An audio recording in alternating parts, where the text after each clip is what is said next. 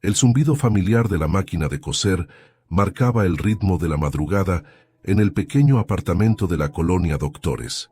Elena Ramírez, con sus manos agrietadas por el trabajo, guiaba la tela bajo la aguja con la precisión que solo dan los años de experiencia. Eran las 4 de la mañana y el vestido de quinceañera que estaba terminando tenía que estar listo para la tarde. A sus 38 años, Elena había convertido la mesa del comedor en su taller nocturno. Durante el día limpiaba casas en las zonas residenciales de la ciudad. Por las noches, cosía para complementar sus ingresos. Las ojeras permanentes bajo sus ojos eran el testimonio silencioso de sus sacrificios.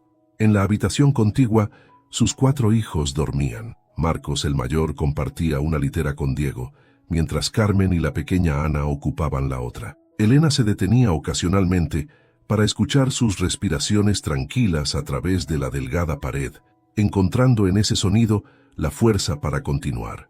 Al otro lado de la ciudad, en las elegantes alturas de Polanco, Mercedes Altamirano revisaba su agenda del día en su iPad, mientras su ama de llaves le servía el desayuno. A sus 50 años, la vida le había sonreído. Una exitosa cadena de boutiques, una mansión con vista al parque, y la capacidad de mantener un estilo de vida que muchos envidiaban. ¿A qué hora llega la señora que limpia hoy, Dolores?, preguntó Mercedes, sin levantar la vista de su dispositivo. La señora Elena llega a las 9, como todos los martes y jueves, respondió Dolores, mientras acomodaba el plato de fruta fresca frente a su patrona. El contraste entre ambas mujeres no podría ser más marcado. Mientras Elena contaba centavos para el transporte público que la llevaría a sus diferentes trabajos, Mercedes debatía qué auto de su colección usaría ese día. Mientras una soñaba con poder pagar las cuotas escolares del mes siguiente, la otra planificaba la apertura de su quinta boutique. Elena terminó el vestido justo cuando los primeros rayos del sol se filtraban por la ventana. Lo colgó cuidadosamente y comenzó su ritual matutino: preparar el desayuno para sus hijos, asegurarse de que todos tuvieran sus uniformes listos y organizar las mochilas escolares. «Mamá, ¿otra vez te desvelaste?», preguntó Marcos, siendo el primero en despertar. A sus 17 años ya mostraba la madurez de quien entiende demasiado bien las dificultades de la vida. «Solo un poco, mi amor. Tenía que terminar el vestido de la señora Lupita. Su hija tiene su fiesta este fin de semana», respondió Elena, ocultando el cansancio con una sonrisa mientras servía los platos de avena. Lo que Elena no sabía era que ese día, su camino y el de Mercedes se cruzarían de una manera que cambiaría para siempre el destino de sus hijos. El vestido de quinceañera que acababa de terminar sería una de sus últimas costuras, y la rutina que tanto se había esforzado en mantener estaba a punto de desmoronarse. Mientras sus hijos desayunaban, Elena repasaba mentalmente su agenda del día: entregar el vestido, limpiar la casa de la señora Mercedes y luego ir a otras 2 casas más. Con suerte, llegaría a tiempo para la cena. Era una vida de carreras contra el reloj, de estirar el dinero hasta lo imposible, de sonreír aunque el cuerpo pidiera descanso. Pero era su vida, la vida que había construido para sus hijos desde que su padre los abandonó años atrás, y la defendería con la fiereza de una leona hasta su último aliento. Lo que Elena no podía imaginar era cuán pronto llegaría ese último aliento. La mañana avanzaba con la precisión de un reloj bien afinado en el apartamento de los Ramírez. Elena sentía un dolor sordo en el pecho mientras preparaba los lonches de sus hijos, pero lo atribuyó al cansancio acumulado. Carmen, con sus 15 años y una madurez prematura, notó que su madre estaba más pálida que de costumbre. «¿Segura que estás bien, mamá? Te veo cansada», murmuró Carmen mientras ayudaba a la pequeña Ana a abrocharse los zapatos. «Es solo que no dormí bien, mi cielo. Ya sabes cómo son los días de entrega», respondió Elena, frotándose discretamente el brazo izquierdo. Diego, absorto en sus pensamientos de 12 años, mordisqueaba su pan con huevo mientras repasaba la tarea de matemáticas. Hannah la menor tarareaba una canción que había aprendido en la escuela, ajena a la preocupación que flotaba en el aire como polvo invisible. «Marcos, hijo, ¿podrías llevar el vestido a casa de la señora Lupita de camino a la escuela? Está sobre el maniquí», pidió Elena intentando disimular una punzada más aguda en el pecho. «Claro, ma», ¿Segura que no quieres que me quede contigo hoy? Te veo media mala, insistió Marcos, sus ojos oscuros reflejando una preocupación más propia de un adulto que de un adolescente. No, mi amor, ve a la escuela. Necesito que saques buenas calificaciones para que entres a la universidad el próximo año, sonrió Elena, aunque el gesto le costó más esfuerzo del habitual. Los chicos salieron uno a uno. Primero Marcos, con el vestido cuidadosamente doblado en su mochila extra. Luego Carmen, llevando de la mano a Ana. Diego fue el último en salir después de dar un abrazo extra fuerte a su madre, como si algún instinto le advirtiera que debía atesorar ese momento. Elena cerró la puerta tras ellos y se permitió un momento de debilidad. El dolor en el pecho se había intensificado, pero tenía que trabajar. Las cuentas no se pagaban solas y el mes apenas comenzaba. En la mansión de Polanco, Mercedes revisaba los últimos detalles de su nueva colección cuando Elena llegó. La diferencia entre ambas mujeres era más evidente que nunca. Mientras Mercedes lucía impecable en su traje sastre de diseñador, Elena intentaba mantenerse erguida a pesar del dolor que ahora se extendía hasta su mandíbula. «Buenos días, señora Mercedes», saludó Elena, su voz más débil de lo normal. «Elena, qué bueno que llegas. Hoy tengo una reunión importante en la tarde, así que necesito que todo quede perfecto», respondió Mercedes sin levantar la vista de sus documentos. Elena comenzó su rutina de limpieza en el segundo piso de la mansión. Cada movimiento era un esfuerzo monumental, pero siguió trabajando. Pensaba en sus hijos, en las colegiaturas pendientes, en el recibo de luz que había llegado más alto de lo normal. Fue en el baño principal, mientras limpiaba los azulejos importados de Italia, cuando el dolor se volvió insoportable. Elena soltó el trapo que sostenía y se llevó ambas manos al pecho. El aire se negaba a entrar en sus pulmones, y un sudor frío le empapó la frente. «Mis hijos», susurró, mientras se deslizaba hasta el suelo. «Dios mío, mis hijos». El sonido de algo cayendo alertó a Dolores, quien subió corriendo las escaleras. Encontró a Elena tendida en el piso del baño, su mano aún aferrada a su pecho, sus ojos entreabiertos mirando hacia la ventana, donde el sol de la mañana dibujaba patrones en el suelo de mármol. «Señora Mercedes, señora Mercedes». Los gritos de Dolores resonaron en la mansión, pero para Elena, el mundo ya se había sumido en un profundo silencio. Su último pensamiento fue para sus 4 hijos, que en ese momento continuaban con su día escolar, sin saber que sus vidas estaban a punto de cambiar para siempre. El timbre de salida resonó en la secundaria técnica número 14, donde Marcos esperaba a sus hermanos en la puerta principal, como todos los días. Carmen fue la primera en llegar, con Ana de la mano. Diego se unió minutos después, arrastrando los pies y con la mochila colgando de un hombro. «¿Vamos por unas papitas?», sugirió Diego sacando unas monedas de su bolsillo. «No, mejor guardemos el dinero», respondió Marcos, pensando en el gesto cansado de su madre esa mañana. Además, mamá debe estar por llegar a casa. Mientras caminaban por las calles del barrio, un carro patrulla se detuvo junto a ellos. El oficial bajó la ventanilla y los miró con una mezcla de compasión y incomodidad. «¿Ustedes son los hijos de Elena Ramírez?», preguntó el policía. Marcos dio un paso al frente, instintivamente colocándose delante de sus hermanos. «Sí, oficial. ¿Pasó algo? Necesito que vengan conmigo. Ha habido un incidente». El viaje a la clínica fue eterno y silencioso. Ana se aferraba a Carmen, quien mantenía una calma exterior que contrastaba con el temblor de sus manos. Diego miraba por la ventana, mordisqueándose las uñas. Marcos mantenía la vista fija en el asiento delantero, como si pudiera cambiar la realidad con la fuerza de su mirada. En la sala de espera del Hospital General, Mercedes Altamirano los esperaba junto a una trabajadora social. Su rostro, habitualmente sereno y controlado, mostraba signos de haber llorado. «Lo siento mucho», fueron sus primeras palabras. «Hicimos todo lo posible». Carmen fue la primera en entender. Un grito ahogado escapó de su garganta mientras sus piernas cedían. Marcos la sostuvo antes de que cayera, pero él mismo apenas podía mantenerse en pie. «No», susurró Diego. «No, no, no». Ana miraba a todos sin comprender, sus ojos grandes llenos de confusión. «¿Dónde está mamá? Quiero ver a mamá». La trabajadora social, una mujer de mediana edad llamada Lucía Mendoza, se acercó con documentos en la mano. «Niños, Sé que este no es el mejor momento, pero necesitamos hablar sobre los siguientes pasos. No hay siguientes pasos, interrumpió Marcos, su voz quebrada pero firme. Nos quedaremos juntos. Es lo que mamá querría. Marcos, tienes 17 años. Legalmente no puedes... Dije que nos quedaremos juntos. La voz de Marcos resonó en la sala de espera, haciendo que Ana comenzara a llorar. Mercedes, quien hasta entonces había permanecido en silencio, dio un paso adelante.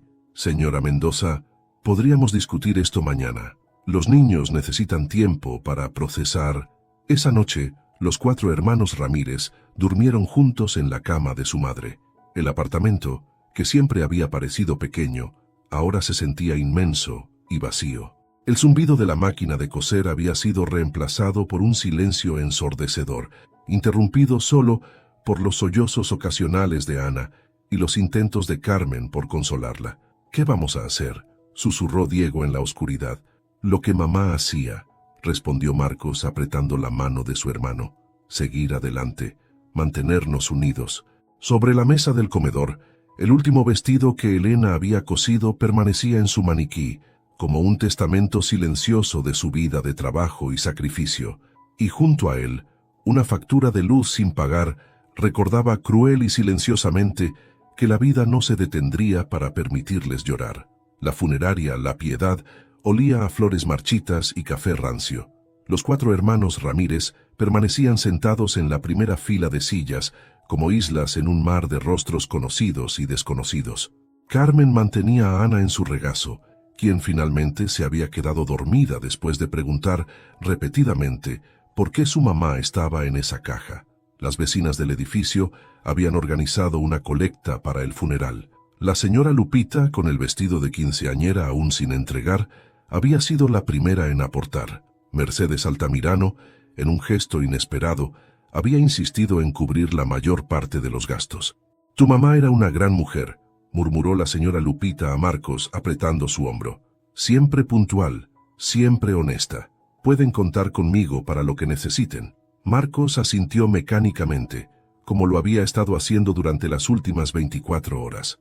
Sus ojos estaban fijos en el ataúd, donde el rostro de su madre parecía extrañamente sereno, como si solo estuviera descansando después de una larga jornada de trabajo. Diego se mantenía apartado en una esquina, rechazando cualquier intento de consuelo.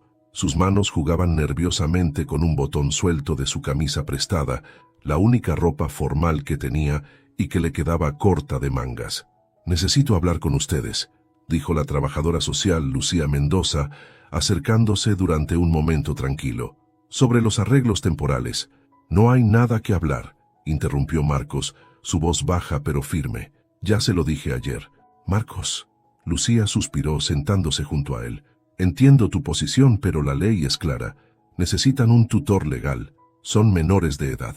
Carmen levantó la vista, sus ojos enrojecidos pero determinados. «Marcos cumple 18 en 5 meses. Podemos aguantar hasta entonces. No es tan simple. Necesitan comida, un techo, educación». «Trabajaré», declaró Marcos. Ya tenía pensado tomar un trabajo de medio tiempo de todas formas. «La escuela...» «Puedo hacer ambas cosas», insistió, aunque sabía que era una mentira. En ese momento Mercedes se acercó al grupo. Su presencia, normalmente imponente, parecía fuera de lugar en la modesta funeraria. «Señora Mendoza», intervino, «podríamos discutir esto en otro momento. Hoy deberían poder despedirse de su madre en paz».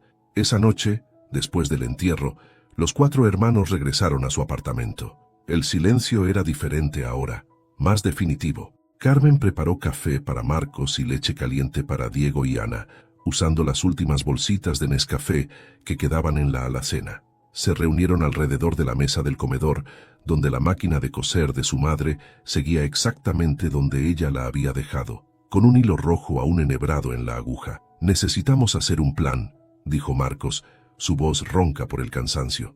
«No dejaremos que nos separen», añadió Carmen apretando la mano de Ana. «Lo prometo», asintió Marcos mirando a cada uno de sus hermanos.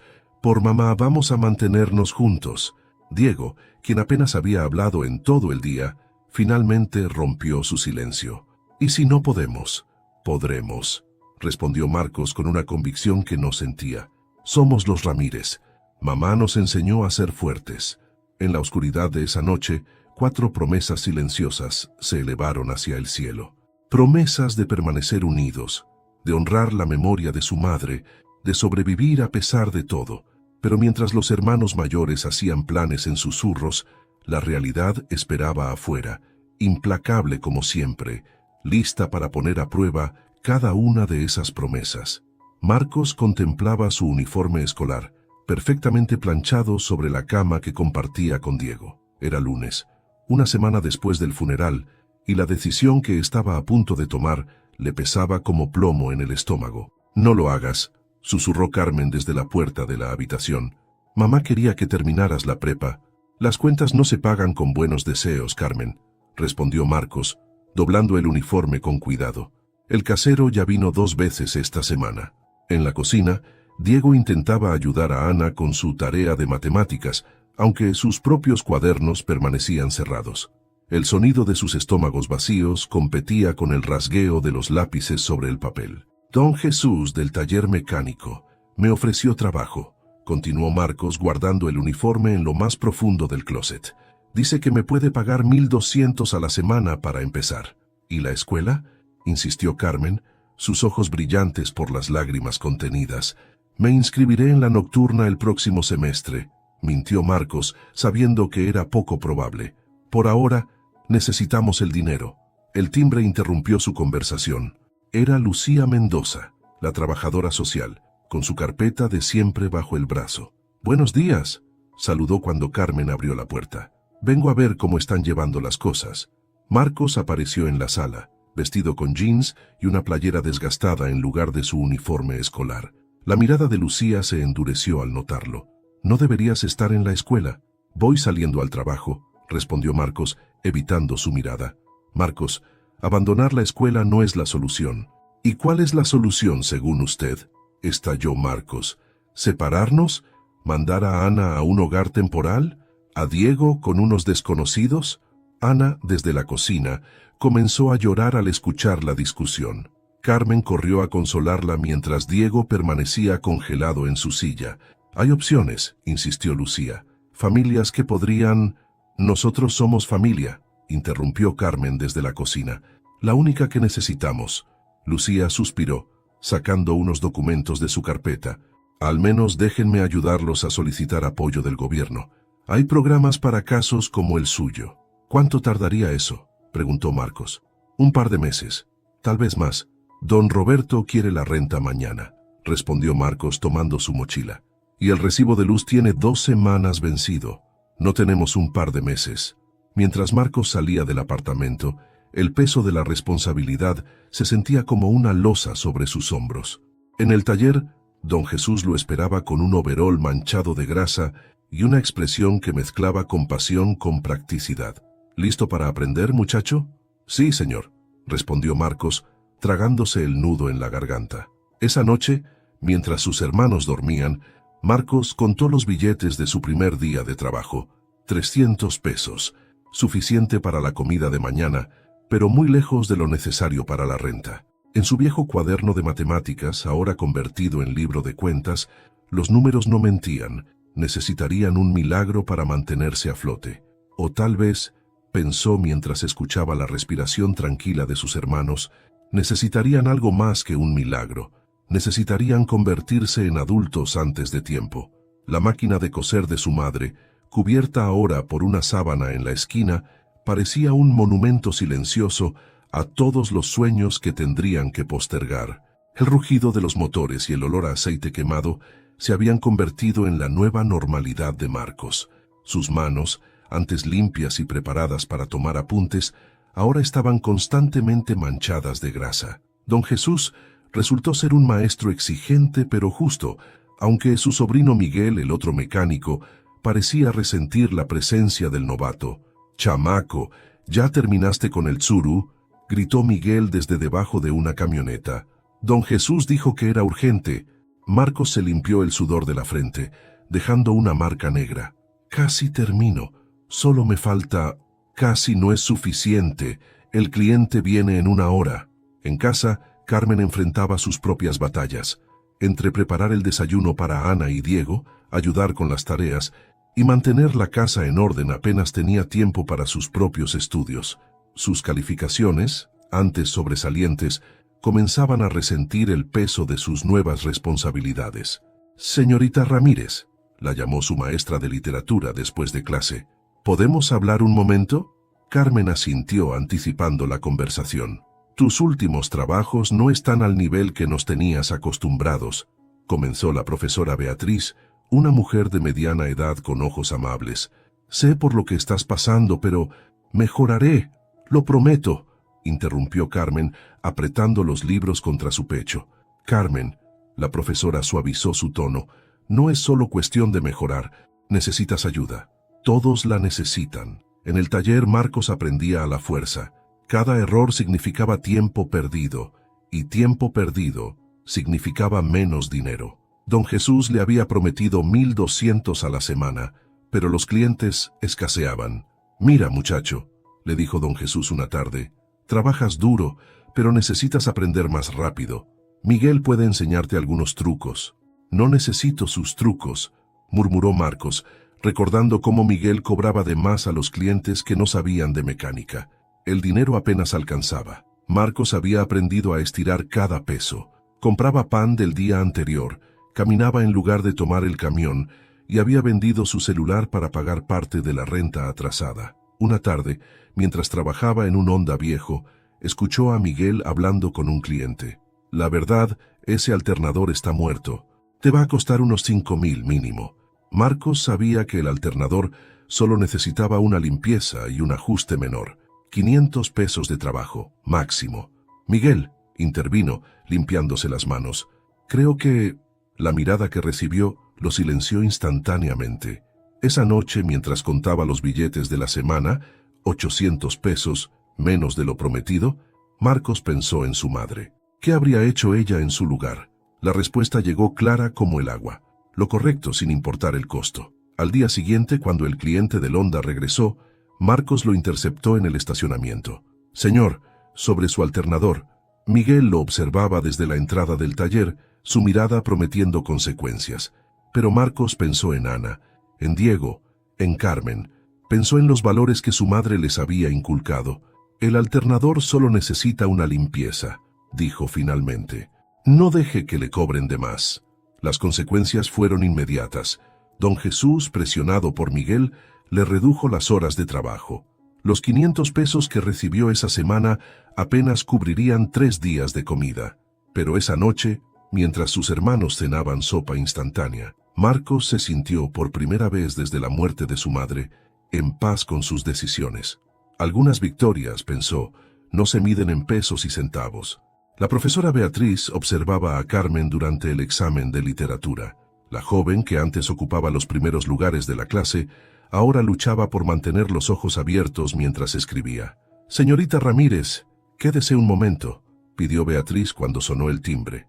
Carmen se acercó al escritorio, preparada para otra conversación sobre sus calificaciones descendentes. Sin embargo, la profesora sacó algo inesperado de su cajón, una convocatoria para una beca. «Es del programa de excelencia académica. La fecha límite es en 2 semanas. Profesora, yo apenas puedo mantener mis notas actuales. Por eso te estoy dando esto ahora. Tienes el potencial, Carmen. Solo necesitas ayuda para organizarte». En casa, la situación se complicaba. Ana había desarrollado la costumbre de dormir con la ropa de su madre, y Diego se había vuelto cada vez más distante. Carmen dividía sus tardes entre ayudar con las tareas escolares y mantener la casa funcionando. «¿Qué escribes?», preguntó Diego una noche, encontrando a Carmen despierta en la mesa del comedor. «El ensayo para la beca», respondió sin levantar la vista. «Si la consigo, podría cubrir los gastos escolares del próximo año». «¿Y este año?». Carmen guardó silencio. Las colegiaturas vencidas se acumulaban y Marcos apenas conseguía cubrir lo básico con su trabajo en el taller. La profesora Beatriz comenzó a reunirse con Carmen durante los recesos, ayudándola a preparar su aplicación. «Escribe sobre tu realidad, Carmen, sobre cómo sigues adelante a pesar de todo». Una tarde, mientras Carmen trabajaba en su ensayo, Ana llegó llorando de la escuela. Su maestra había organizado una actividad por el Día de las Madres. «No quiero volver», sollozó Ana enterrando su rostro en el uniforme de Carmen.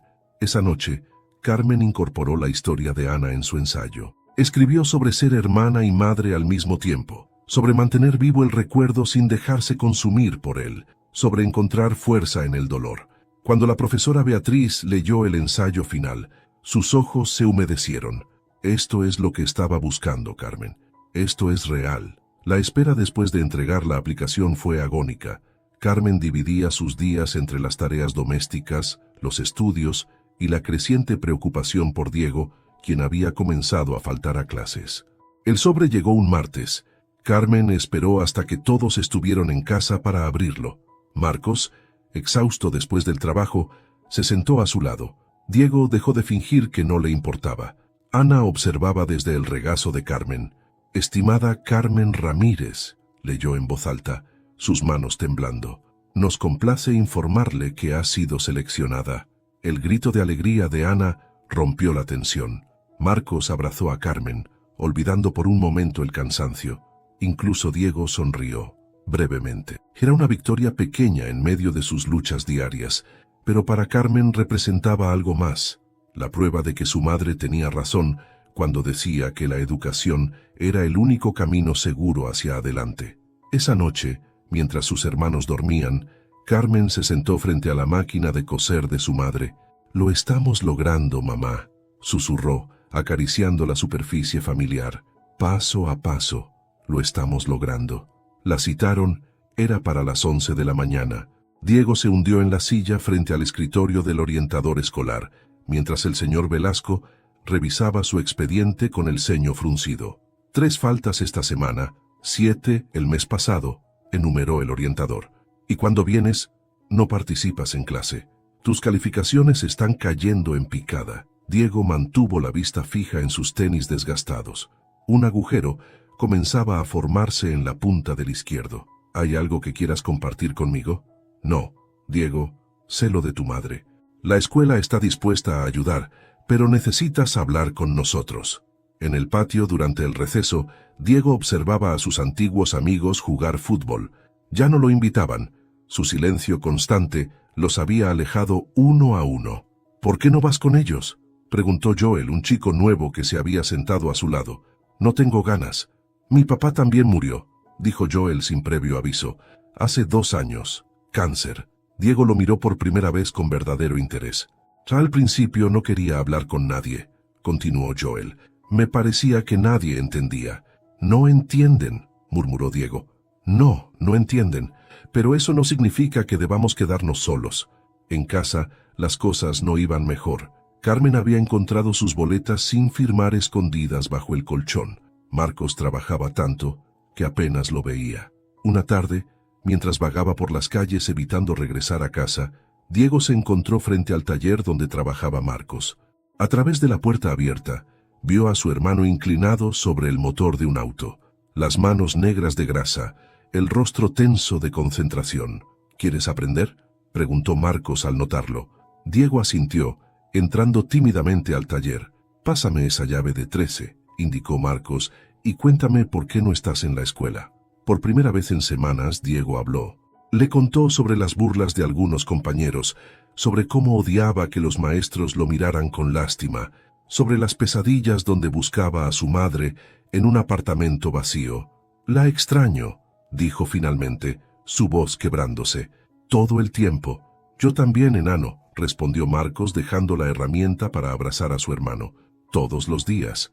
Esa noche, durante la cena, Diego pidió ayuda a Carmen con sus tareas atrasadas. Ana dibujaba en silencio, pero sonrió al ver a sus hermanos trabajando juntos en la mesa. «Joel, el chico nuevo, me invitó a jugar fútbol mañana», mencionó Diego mientras resolvían ecuaciones. «Deberías ir», sugirió Carmen.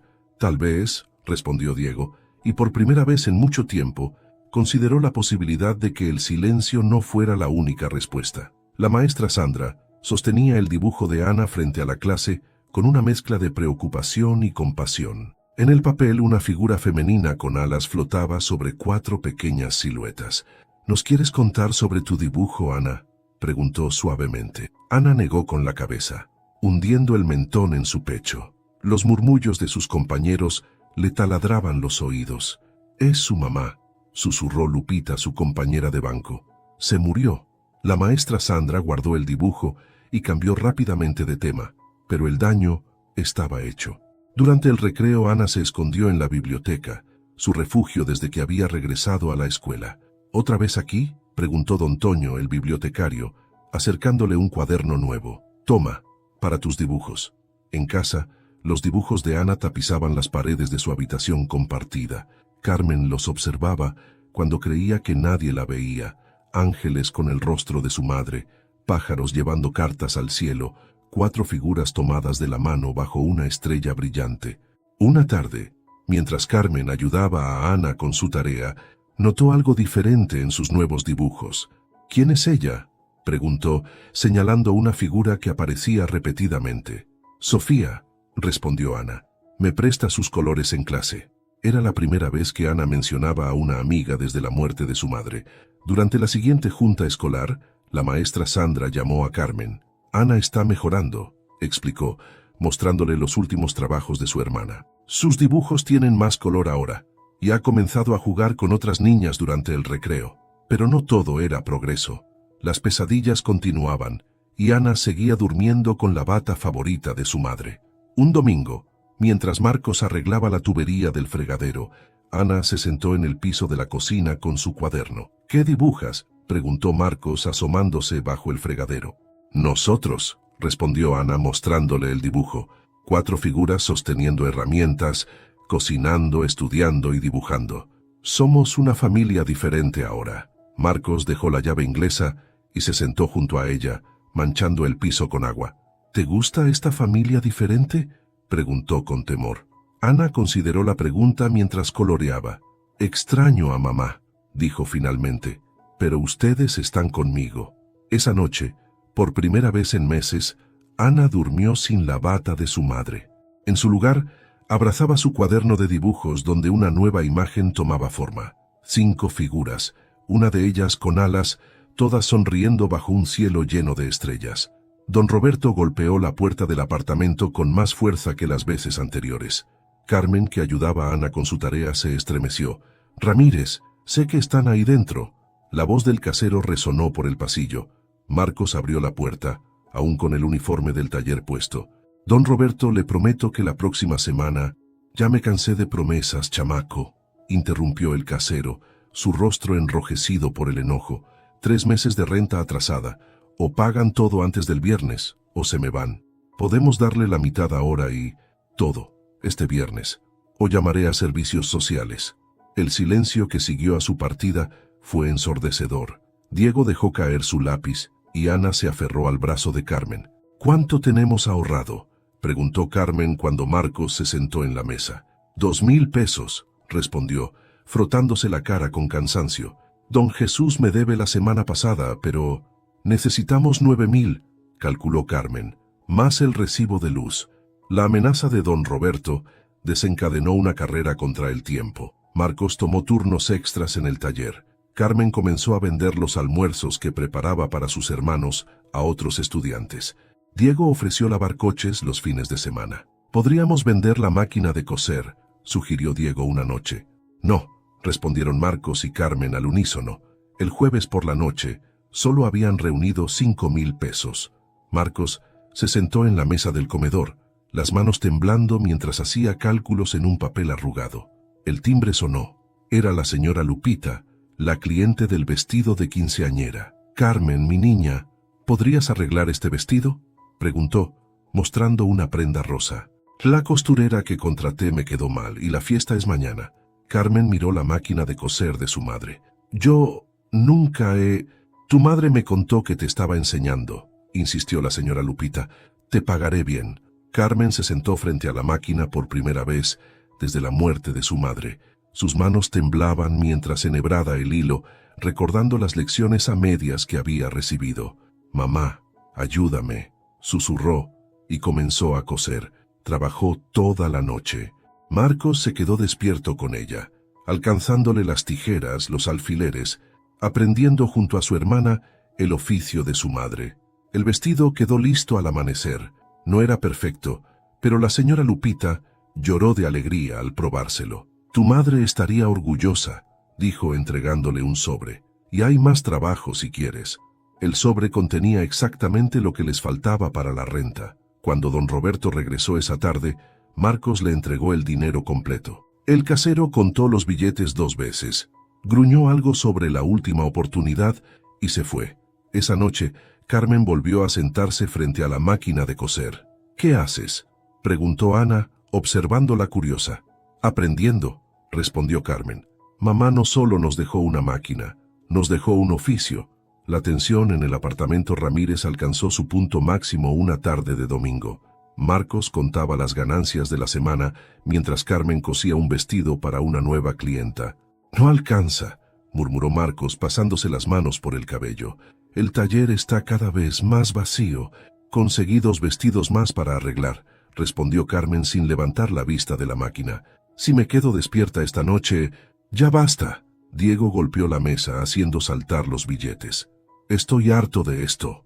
Ana, que coloreaba en el suelo, se encogió ante el arranque de su hermano. ¿De qué estás harto exactamente?, preguntó Marcos, su voz tensa. De todo, de fingir que podemos hacer esto solos, de ver a Carmen convertida en mamá, de que ya ni siquiera parezcas mi hermano, sino un fantasma que solo viene a dormir. ¿Y qué sugieres? Marcos se levantó, enfrentando a Diego. ¿Que nos demos por vencidos? ¿Que dejemos que nos separen? Tal vez sería mejor, gritó Diego. Al menos tendríamos una vida normal. El silencio que siguió fue cortado por el sonido de Ana llorando. Carmen intentó abrazarla, pero la niña se zafó y corrió hacia la habitación. «Felicidades», espetó Carmen a Diego. «¿Esto es lo suficientemente normal para ti?» Diego miró a sus hermanos, las lágrimas comenzando a caer. «No puedo más. Los extraño a ustedes también, no solo a mamá». Marcos se desplomó en la silla, toda la ira evaporándose. «Todos estamos al límite. Necesitamos ayuda», admitió Carmen finalmente. «No podemos seguir así». La confesión pareció romper algo en los tres. Diego se sentó junto a Marcos, y Carmen dejó la costura. «La trabajadora social», comenzó Diego. «No», interrumpió Marcos, pero su voz ya no sonaba tan segura. «Podríamos al menos escuchar las opciones», sugirió Carmen. «No para separarnos, sino para conseguir apoyo». En la habitación encontraron a Ana sentada en la cama, abrazando la foto familiar que mantenían en la mesita de noche. «¿Nos vamos a separar?», preguntó con voz pequeña. Los 3 hermanos mayores intercambiaron miradas. Marcos se sentó junto a Ana. «No», respondió, pero esta vez era una promesa diferente. «Vamos a encontrar una mejor manera de estar juntos». Esa noche, los 4 durmieron en la misma habitación, como lo habían hecho la primera noche sin su madre. Pero algo había cambiado. Las grietas que amenazaban con separarlos habían servido para mostrarles que ser fuerte no significaba hacerlo todo solos. «Mañana llamaré a la señora Mendoza», dijo Marcos antes de dormir. «Pero con una condición. ¿Lo hacemos juntos o no lo hacemos?». Por primera vez en meses, el silencio que siguió no estaba cargado de miedo, sino de esperanza. La oficina de Lucía Mendoza era más acogedora de lo que recordaban. Los 4 hermanos Ramírez se sentaron juntos en el pequeño sofá, mientras la trabajadora social revisaba sus documentos. «Me alegra que hayan venido», dijo Lucía, su tono diferente al de sus visitas anteriores. «Hay varios programas que pueden ayudarlos». «Queremos permanecer juntos», aclaró Marcos inmediatamente. «Lo sé», respondió Lucía, «y creo que podemos lograrlo». Les explicó sobre becas gubernamentales, apoyo alimentario y un programa especial para familias en su situación. Mientras hablaba, la profesora Beatriz entró a la oficina. «Perdón por llegar tarde», se disculpó sentándose junto a Lucía. «¿Ya les contaste sobre el programa de tutorías?». Carmen miró a su maestra con sorpresa. «Usted...». «He estado hablando con la señora Mendoza», explicó Beatriz. «La escuela puede ofrecer apoyo adicional, no solo académico». El plan comenzó a tomar forma. Marcos podría continuar trabajando medio tiempo mientras terminaba la preparatoria en el turno vespertino. Carmen mantendría su beca y el pequeño negocio de costura. Diego y Ana recibirían apoyo psicológico en la escuela. «También está el asunto de la custodia legal», mencionó Lucía, «hasta que Marcos cumpla 18. La señora Mercedes se ofreció como tutora temporal», añadió Beatriz. «¿Mercedes?», preguntó Marcos, recordando a la antigua empleadora de su madre. Fue ella quien me contactó inicialmente, explicó Lucía. Está dispuesta a firmar como responsable legal, sin interferir con su vida diaria. Los hermanos intercambiaron miradas. La ayuda que tanto habían rechazado estaba tomando una forma diferente a la que temían. ¿Podemos pensarlo?, pidió Carmen. Por supuesto, respondió Lucía. Pero recuerden, aceptar ayuda no significa rendirse. Significa ser lo suficientemente valientes para reconocer que no tienen que hacerlo solos. Al salir de la oficina, encontraron a la señora Lupita esperando afuera. Las vecinas queremos ayudar también, dijo entregándoles una lista. Son clientas que necesitan trabajo de costura y la señora del 4B ofrece clases de regularización gratis para Diego. Mientras caminaban a casa, las manos tendidas que antes les parecían amenazantes, ahora se veían diferentes. No eran manos que querían separarlos, sino sostenerlos mientras aprendían a volar por sí mismos.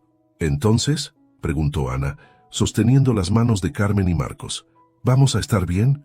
«Sí, pequeña», respondió Marcos, mirando el sobre con los formularios que Lucía les había dado. «Creo que sí». La máquina de coser de su madre ya no parecía un monumento al pasado, sino una herramienta para el futuro. Un futuro donde ser fuerte no significaba cargar todo el peso solos. El camión del señor Torres, el vecino del 2B, se detuvo frente al edificio. Marcos y Diego comenzaron a cargar las cajas mientras Carmen supervisaba el inventario de la mudanza. «¿Segura que no olvidamos nada?», preguntó Ana, aferrando su mochila con los dibujos. «Triple revisado», respondió Carmen, marcando la última casilla en su lista. El nuevo apartamento era más pequeño, en un barrio más alejado, pero el alquiler era la mitad de lo que pagaban antes. Mercedes había ayudado a encontrarlo y las vecinas se habían organizado para la mudanza. «La máquina va con mucho cuidado», indicó la señora Lupita mientras dos jóvenes del edificio la cargaban. «Es el sustento de esta familia». El negocio de costura de Carmen había crecido. Con la ayuda de las vecinas y sus referencias, ahora tenía suficientes clientas para contribuir significativamente a los gastos familiares. Marcos dividía sus días entre el nuevo taller donde había conseguido trabajo, uno más profesional, con prestaciones, y sus clases vespertinas. El uniforme escolar que había permanecido guardado durante meses, ahora colgaba limpio y planchado en el closet. «¿Ya viste tu cuarto, Diego?», preguntó Carmen. Diego asintió, sonriendo levemente. Aunque el espacio era más reducido, por primera vez tendría un rincón propio para estudiar. Sus calificaciones habían comenzado a mejorar desde que empezó a asistir a las tutorías. La mudanza terminó al atardecer. Los vecinos se despidieron con promesas de visitas y encargos de costura. La señora Lupita fue la última en irse, después de asegurarse de que la cocina estuviera funcional. «Mañana les traigo una cazuela de mole», prometió, «para estrenar la casa». Los 4 hermanos se sentaron en el piso de su nueva sala, rodeados de cajas. Ana sacó un dibujo de su mochila, su nueva casa, con los 4 sonriendo en la entrada. «¿Lo ponemos aquí?», preguntó, señalando una pared vacía. «Es el lugar perfecto», respondió Marcos. La máquina de coser ocupaba un espacio especial en la sala, junto a la ventana. Ya no era solo un recuerdo de su madre, sino un símbolo de su capacidad para salir adelante. «Es más pequeño», observó Diego, mirando alrededor. «Pero es nuestro», completó Carmen, «y estamos juntos». El sol se ponía sobre su nuevo barrio, pintando el cielo de naranja. Era un horizonte diferente, pero uno que habían elegido juntos. Un año había pasado desde aquella mañana en que Elena Ramírez partió. El pequeño apartamento bullía de actividad mientras los hermanos se preparaban para la ceremonia de graduación de Marcos. «El moño está chueco», protestaba Ana, intentando ayudar a su hermano mayor con el uniforme de graduación. «Déjame a mí», intervino Carmen, sus dedos ágiles por la práctica con la costura ajustando el moño con precisión. Diego, ya vestido con su mejor camisa, fotografiaba el momento con el celular que había ganado en un concurso de matemáticas. Sus calificaciones no solo habían mejorado, ahora era uno de los mejores de su clase. «¿Están listos?», preguntó Mercedes desde la puerta. Como tutora legal, insistió en llevarlos en su auto a la ceremonia. En el auditorio de la escuela, Marcos escuchó su nombre entre los aplausos. Al subir por su diploma, vio a sus hermanos en primera fila. Carmen conteniendo las lágrimas, Diego sonriendo con orgullo, Ana saltando en su asiento. Elena estaría orgullosa, susurró Mercedes, cuando Marcos regresó a su lugar. Después de la ceremonia, regresaron al apartamento donde los esperaba una pequeña celebración organizada por las vecinas. La señora Lupita había preparado mole y la profesora Beatriz trajo un pastel. Sobre la máquina de coser, ahora el centro de un próspero negocio familiar, descansaba el diploma de Marcos junto a la carta de aceptación para estudiar ingeniería mecánica. Al lado los diseños de Carmen para su propia línea de ropa, los reconocimientos escolares de Diego y los dibujos cada vez más alegres de Ana. «Quiero hacer un brindis», dijo Marcos, levantando su vaso de refresco.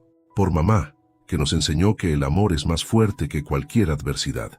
Por nosotros, que aprendimos que ser familia significa adaptarse y crecer juntos. Y por todos ustedes», añadió Carmen mirando a los presentes, «que nos enseñaron que aceptar ayuda no nos hace más débiles sino más sabios». Esa noche, después de que los invitados se fueron, los 4 hermanos se sentaron en la sala. La fotografía de Elena presidía la estancia, su sonrisa tan brillante como el futuro que había soñado para sus hijos. «¿Saben qué día es hoy?», preguntó Ana. Todos lo sabían. Era el aniversario de aquella mañana en que su mundo cambió. Pero ya no era un día solo de tristeza. «Es el día que mamá nos hizo más fuertes», respondió Diego. «Es el día que aprendimos a ser una familia diferente», añadió Carmen. «Es el día que comenzamos a construir su legado», concluyó Marcos. La máquina de coser de Elena zumbó suavemente mientras Carmen terminaba un último detalle en un vestido. El sonido, que una vez les recordaba lo que habían perdido, ahora era la música de su resiliencia, el latido de una familia que había aprendido que el amor trasciende la pérdida y que los finales tristes pueden ser el comienzo de historias de esperanza.